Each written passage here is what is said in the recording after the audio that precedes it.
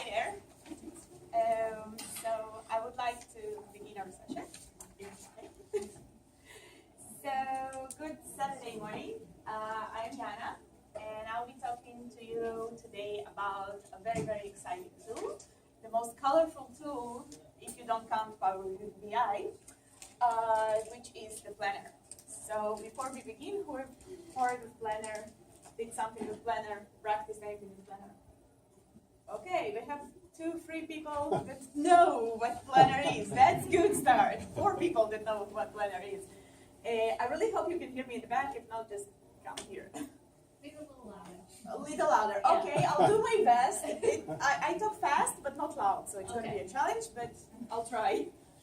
Feel free to join me right here. So, first of all, a shout out to our sponsors. So, Microsoft Teams, everything is purple today, including the t-shirts. Mintex, Uppoint that I work with, the BPA solution, and Hyperfish, for example, which are kind of awesome and have the greatest fun. Everybody else? Yeah. So this is me. I am self-employed. I'm a contractor for hire. So if anybody needs any Power BI, Planner, Office 365, or business analysis, I'm your person. I'm a data platform MVP. So that means that I give some presentations, and now people will actually pay attention to what I say because I'm an MVP now. So. But still, I do not work for Microsoft, so if there's anything on the road plan that I might have misunderstood or anything like that, feel free to check it out. Data platform consulting, experimenting with Office 365. Another interesting thing about me that I'm from Vancouver, British Columbia, but as you can hear from my name and from my beautiful accent, I was born in Russia and I lived most of my life in Israel. So just a couple of words about me. Awesome. You can follow me on Twitter. It's pretty colorful and has lots of advanced pictures. So, what is Planner?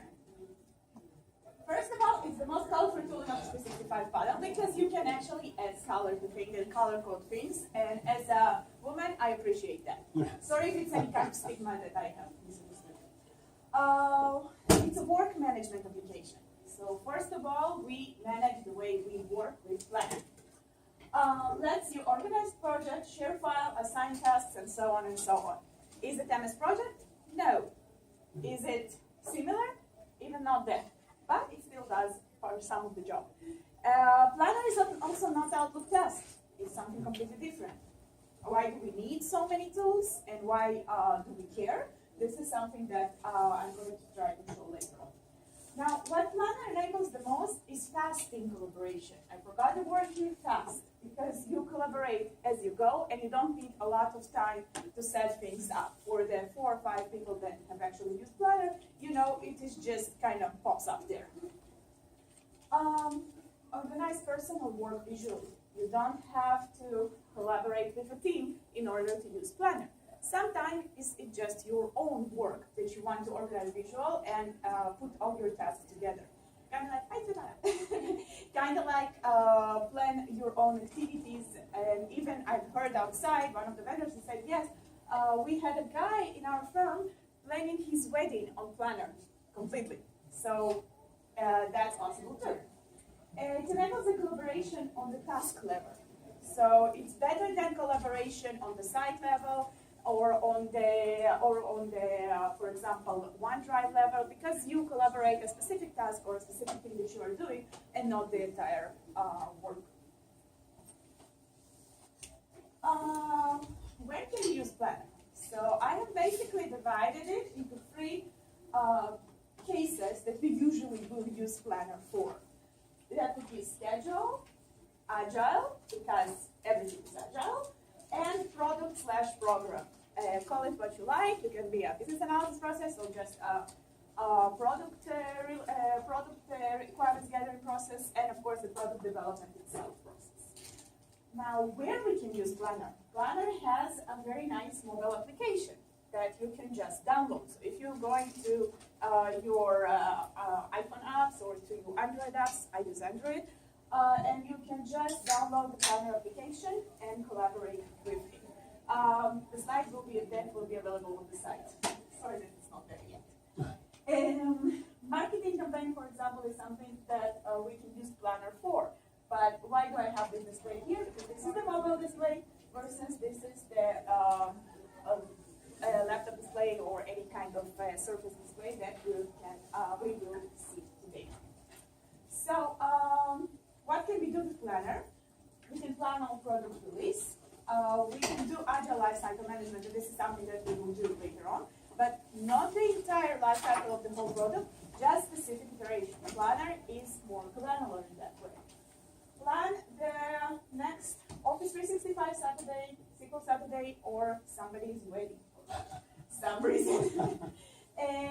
Marketing releases, team task management, and even lab test schedule planning.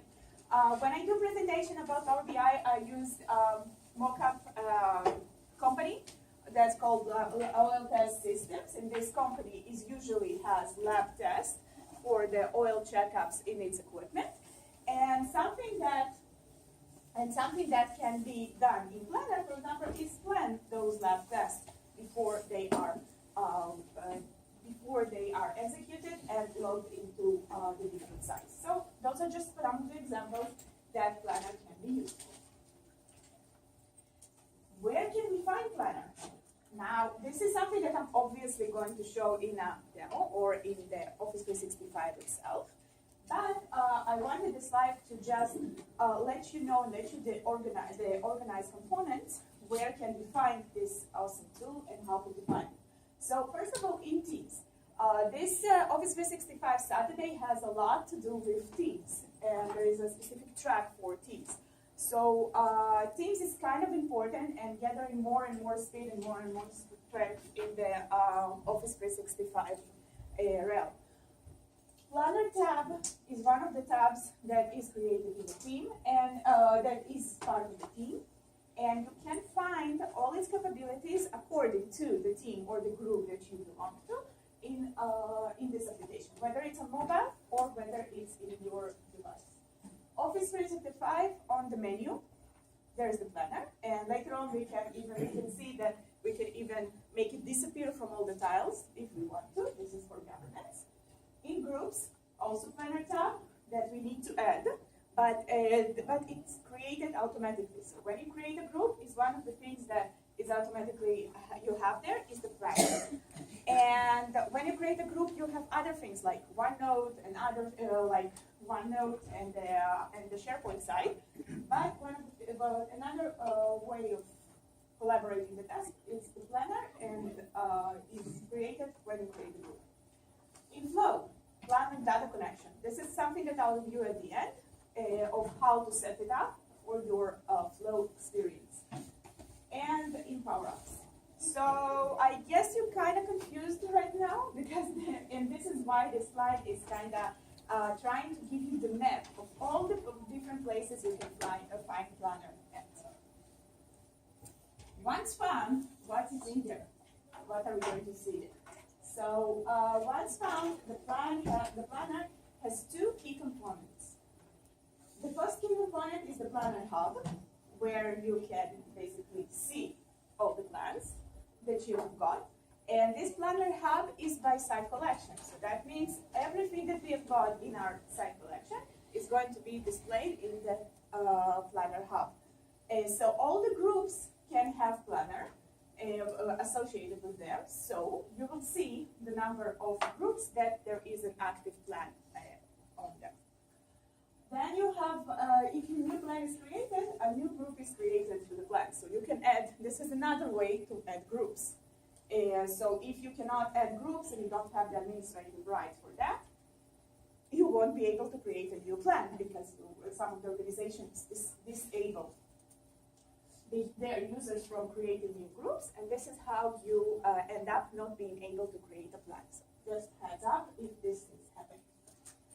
Planner Hub does not have, for now, I heard that it is going to change, but for now, Planner Hub does not have an aggregations of all the plans, like you have in MS Project, for example, and the differences between the two applications and when to use what is something that I will review later on in a little bit more detail.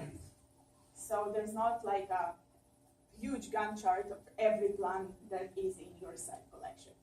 Currently, there is also no filter. So, for example, the engineering team will see just the teams will see just the engineering plans, and the marketing will see just the marketing release product plans.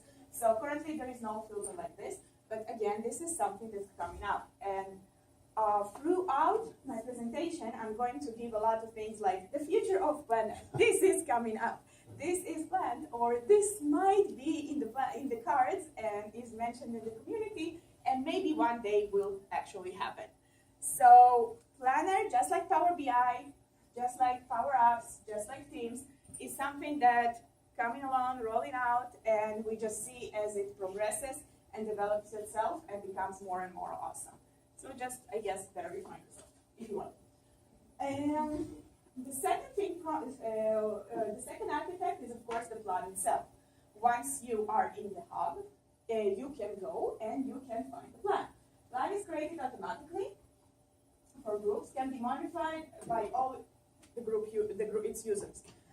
That means that if I'm planning, if somebody plans his wedding on Planner and his mother is on Planner too, planning this wedding, and there is no backlog of tracing all the changes like you have got in the Visual Studio, things might get a little bit complicated, and I leave that to your imagination.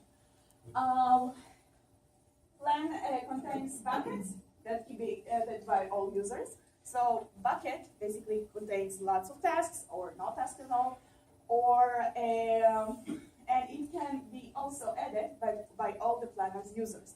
So if you suddenly have got like 40 buckets and you have no idea how this happened, this might be a permission issue. Plan contains tasks that can be dragged in and out of buckets, and tasks can be assigned to the group members. So the group members, and this is something that I would like to talk in extension about, is the whole governance policy and the groups. Because Planner is very easy and very visual to understand, and in like 5 minutes or so you'll see it for yourself, the other people that not see it. But the problem behind the Planner is, of course, the governance. Who can control it? Who can create new plans, and what is it going to be responsible for? So it's the how, it's not the, it's the why, not the how. How to add people to Planner? It's a very easy task. Use group to manage people in Planner. Who created a group here? Okay, lots of people created. I've heard just in the previous session and lots of times before that there is some kind of a problem with groups. Can somebody share the problem? The advantage that is also a disadvantage? Well, yes. There's lots of disadvantages against groups. A lot of people don't have permissions to create them right off the bat, so things that rely on them fail. Okay, that was not where I am. That's users. This is Charles, and he's responsible for this. Group problems all the time. Yes, he's the one who's creating everything. So the biggest, I think, problems that some organizations are facing right now is that, yay, exciting groups, lots of groups. So I have a group, you have a group, my mother has a group, everybody can have a group. Everybody gets a group, it's all equal. And then they create 5 more groups because they forgot they've already created a group. So, and then they create a group. This is another issue. They create a group with your name on it. And then you can email a group because it's eventually an email address with an email distribution list. So who are you emailing now? You're emailing me, or you are emailing me and my whole team because we are in a group and the group is called Yana. So yes, that might be a problem in the organization. And Microsoft is placing some governance around it, slowly but surely. For example, not to include profanity or bad words. So culturally unfit people cannot create groups that will offend culturally fit people. Okay, I don't know how to say it better. The other thing is, of course, not creating groups with a person's name, or not creating groups that have too long name or too short name and other naming conventions that the organizations want to enforce. But this is not right. This is not existing right now. Not all of it, just some of it, and it's coming along slowly but surely. It was promised that at the beginning of the next year. So there's lots to wait for. No, you cannot add users to your planner in Planner. You go to groups and add the user, then come back. Now you have got the users. Now you can assign tasks to people in your group, and the permissions types are owners and guests. So guests can even not have an Office 365 account to begin with. They just guest, they just view the plan, and they can just view their task and understand what's going on. But their permissions are very limited, and what they can and cannot view is very limited as well. And I have been told, and see for myself, that there are some display problems and issues that will probably be solved eventually. So this is, for example, a group. I have created a group for my family that lives in Israel. And I have got a bunch of my own users. So those are guest users that don't have Office 365 accounts. And also my sister, her husband, and my parents. All of them got annoying emails from the group that there were tasks assigned to them and other things.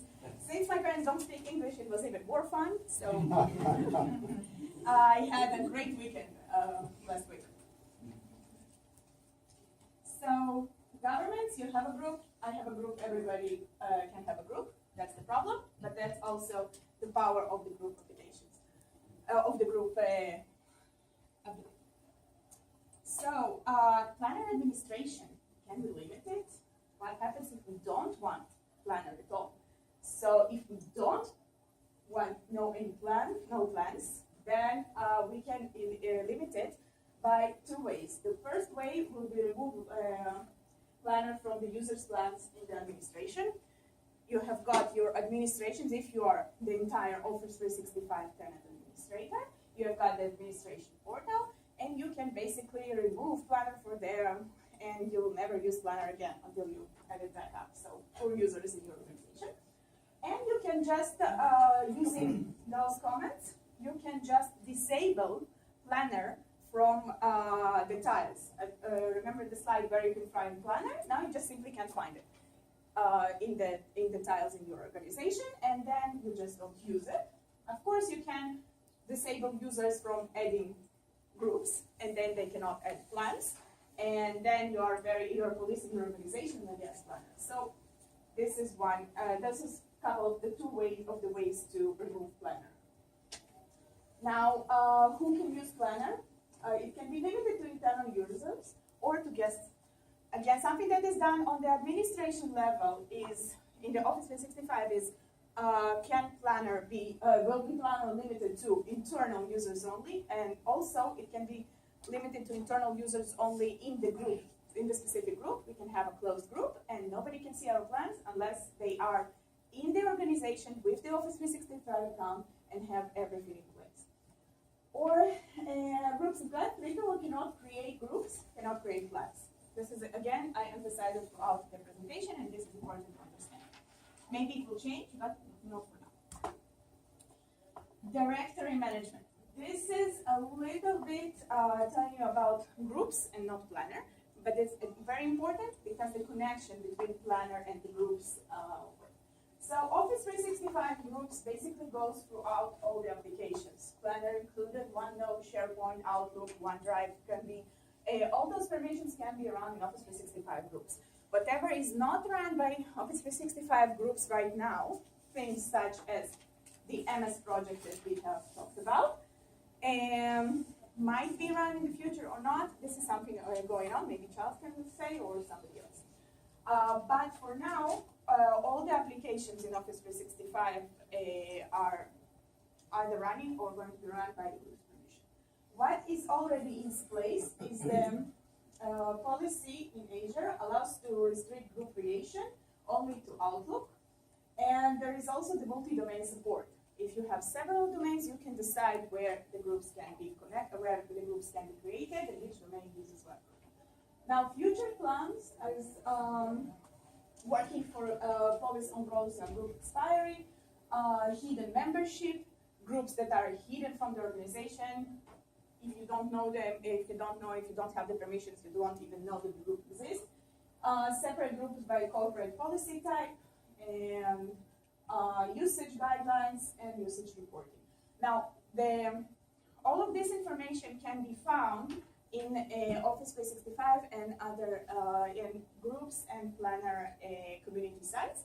And this will be my last slide, where exactly we can find it. What else can we do in Planner? We can manage our files in Planner. So, some of the files. Now, where else can we manage the files? And how confusing is that? OneDrive. Where else? Teams, SharePoint.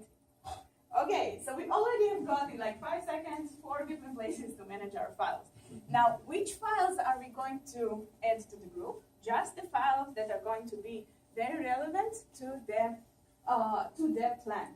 So those files are going to exist and they are going to reside eventually in SharePoint. So you can access this library through the SharePoint site. How we do it?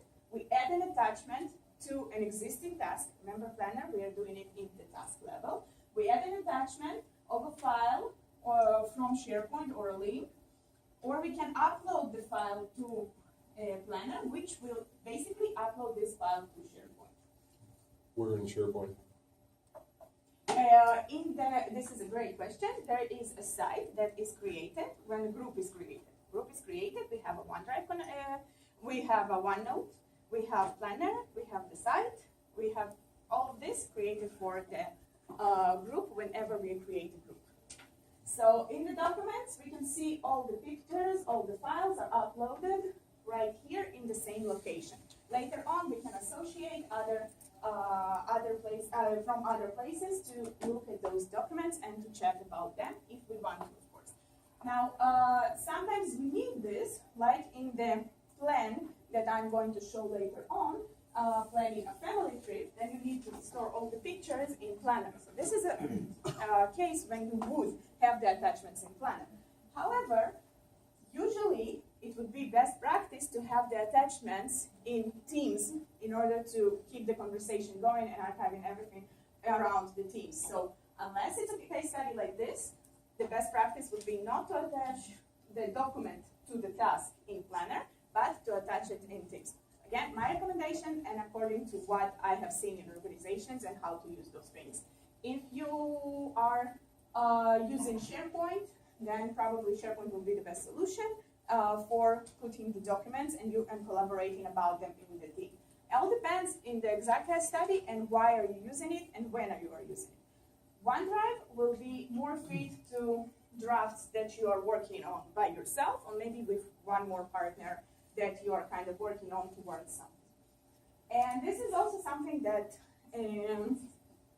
is reoccurring because all of those tools and all of those possibilities, suddenly we need to decide where to use what. And this is where the governance policy and the governance in our organization is helping us to come along. So what happens next? We created a group, we created a plan, we added some tasks and we assigned and we added some tasks to people. When a person is added to a plan, he is basically getting a welcome email. And you can see in this welcome email that this is welcome to the family trip group, not to the family trip plan. So they are welcome to the group that was created when I created the plan for this trip. And this is something that we are going to see. This is how the email looks like, and this is from Outlook, but it looks basically, I got the same email on my Hotmail, on my Gmail account, and my parents got the same email as well, and ignored it, I wish. Then you can do one of the following things. You see where you can do, all the places that you can see the artifacts from this planner and from those tasks. So you can follow it in your inbox. In the inbox, there are calendar tasks. So there is a calendar created with the plan for the specific task that you can have as a layout on top of your regular calendar. You can edit, you can remove it, and so on. And this is how you follow your plan and its completion in your inbox. Then other thing that is the shared files. Remember the files from the previous slide that you asked me where you save them? Now those files can be tracked from from the inbox as well. Conversation about each task and about the files that are connected to the task. This is also something that can be followed in the inbox. So you can have a whole conversation, and we'll see it in the task level in Planner. And you can follow this conversation not just in the task in Planner, but also in your inbox. Confused? Okay, happens. This is why we need to decide ahead where exactly the information is going to be stored and continue with this. So if we decided that this project is small project or something that we want to run in Planner, this is where we'll have the conversation. However, if it's larger scale project or something that is ongoing and not temporary, the best practice would be probably Teams and maybe Outlook task. If it's something of a magnitude of building a building now, I would recommend them as project and not Planner, with all the respect to Planner that I love. So follow in tasks. Outlook also has a task tab. Right now, it's not exactly connected to the Planner. So right now, you see it's grayed out a little bit because only if you save the task in Outlook, then you can later refer to it as an Outlook task. But the Planner tasks are not Outlook tasks. Will it change? Yes. Are they tied to do yet? What? Is it tied to do? No, that's Still the same. it's gonna be. I hope so. So, but you can save it and then just mark it as a to-do. And this is one of the things you can also make create an alert out of it the same way. And then you have those, those on the right side of the screen, those little alerts with the little bells, so it can be there too. Now, something that Kirana said today, and they are looking to make this whole user experience the same throughout all the Office 365 applications.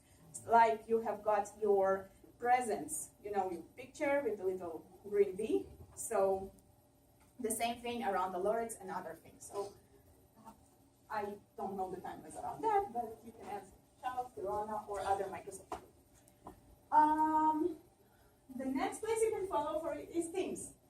Now, here you can see the whole plan, either in the mobile application or on the desktop application of Teams. And this is something that we will see today. And you can also see it in the Teams activity and follow Teams other activities. So you basically got in the Teams the tabs, and one of the tabs is Planner. I guess that there are some Teams users here, so you know what I'm talking about when I'm talking about tabs. And Teams activity and the whole plan is one of the tabs that can be. Following Planner itself and have the status dashboard. And follow it in groups, the group Planner tab. So again, everything, every place you can find your plan. So let's plan, not avoiding the next family trip and how Planner can be creatively used. And finally, we get to see Planner. So this is Office 365. And if you are here today and never seen it, there's a problem. So now, this is Planner. It's the green tile here. And when I press this green tile here, I get to the Planner hub. This is the first component that we were talking about. And here I have got all my plans. Now, if I compare it to all my groups, it has less than my groups because there are, yes? Sorry. You said early on that if our Exchange administrator doesn't allow us to create groups. So I'm new to Office 365, Exchange admin says no. I would still see the planner and the app launcher. You can do this. You see the new plan on Yep. the top that I can see? So that would be grayed out. It would be available, okay. Yes, you can do this. Okay, awesome, sorry. But you can go and you will see the Planner hub. Okay. This is the only thing. That would still be available, okay. Yeah. You can make it, but not the Exchange admin. You can make, this is administrated by Azure. So also if you go to the Office 365 administration and you disable Planner completely, then you cannot see this green tile. Yes. Okay. Right. Thank So this is about the planner. So those are many plans that I have got, and some of them we are going to review. And the first that we are going to review is the family trip. In order to save some bandwidth, because it contains lots of pictures, I've already kind of uploaded this one. So what are we going to do here is to see what planner can do. So first of all, we can see that we can change the, if it's a public or a private plan. This is a public plan. That means that I could have added all of those people that none of them has Office 365 account. And this can be changed, of course. The second thing is I can change the picture on that, on top of that. Oh, and everything froze. Yes. All right, so I can change the picture on top of that, and I can change, of course, the name and other conventions here. Now, what else can I do here? I can add the buckets. So those are the buckets on the top. The to-do bucket is out-of-the-box bucket. The first bucket that I've created is called the first day. Then we have the second day, third day, and nothing scheduled. So fourth landlady didn't make it to the cut. Now, there can be other buckets as well. Now, as you can see, I can have those tasks added to the plan, or I can edit them. So let's go to one of the tasks. What do we see here?